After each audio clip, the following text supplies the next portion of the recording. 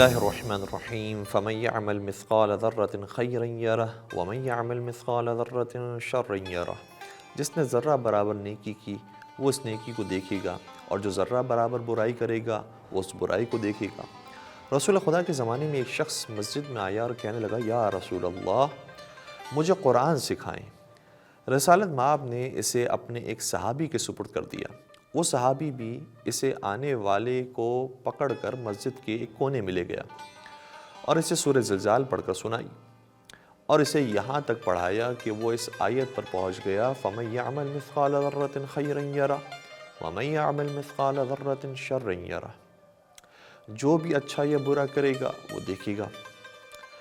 نووارد نے غور کیا اور اپنے استاد سے پوچھا، کیا یہ بیان خدا کی طرف سے ہے؟ صحابی نے جواب دیا، جی ہاں۔ اس آدمی نے کہا، بس میں نے اس آیت سے سبق سیکھ لیا۔ اب جب کہ اللہ تعالی ہمارے چھوٹے اور بڑے اعمال کو جانتا ہے اور ہمارے تمام اعمال کا حساب لیتا ہے تو میرا فرض واضح ہے۔ یہ جملہ میری زندگی کے لیے کافی ہے۔ یہ کہہ کر اس نے الوداع کہا اور مسجد سے نکل گیا۔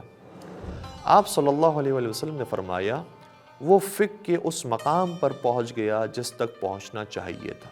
سبحان اللہ۔ مولا متقیان نے فرمایا، ان اللہ تبارک و تعالی اخفى اربعۃ فی اربعۃ۔ بے شک اللہ تعالیٰ نے چار چیزوں کو چار چیزوں میں چھپا رکھا ہے۔ پہلی چیز، اخفى رضاہ فی طاعتہ فلا تستصغرن شیئا من طاعتہ فربما وافق رضاہ وانت لا تعلم۔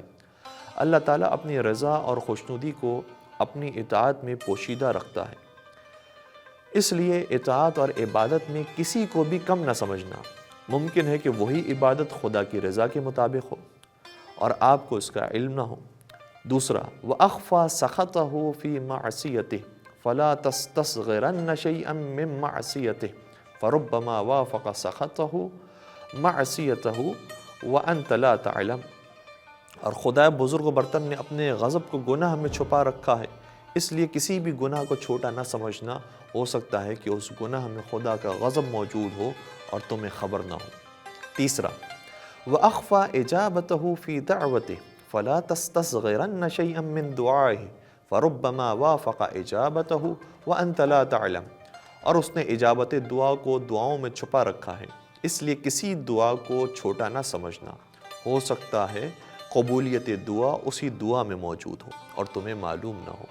چوتھا، وَأَخْفَى وَلِيَّهُ فِي عِبَادِهِ فَلَا تَسْتَصْغِرَنَّ عَبْدًا مِّنْ عَبِيدِ اللَّهِ فَرُبَّمَا يَكُونُ وَلِيُّهُ وَأَنْتَ لَا تَعْلَمُ۔ اللہ تعالیٰ نے جو بابرکت اور بلند ہے، اس نے اپنے بندوں میں اپنا ولی اور دوست چھپا کر رکھا ہے، لہذا اللہ کے بندوں میں سے کسی کو چھوٹا نہ سمجھنا۔ ہو سکتا ہے وہ خدا کا ولی ہو اور تمہیں معلوم نہ ہو۔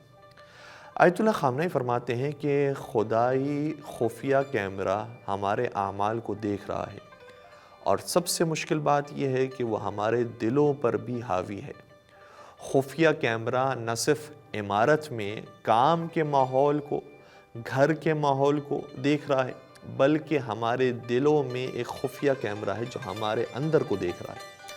ہمارے دلوں میں کیا گزرتا ہے، ہمارے ذہنوں میں کیا گزرتا ہے، ہم خلوت میں کیا کرتے ہیں، یہ سب کچھ کم یا زیادہ کے بغیر ریکارڈ کرتا ہے، اور قیامت کے دن وہ ظاہر ہو جائے گا۔ والسلام علیکم ورحمۃ اللہ وبرکاتہ۔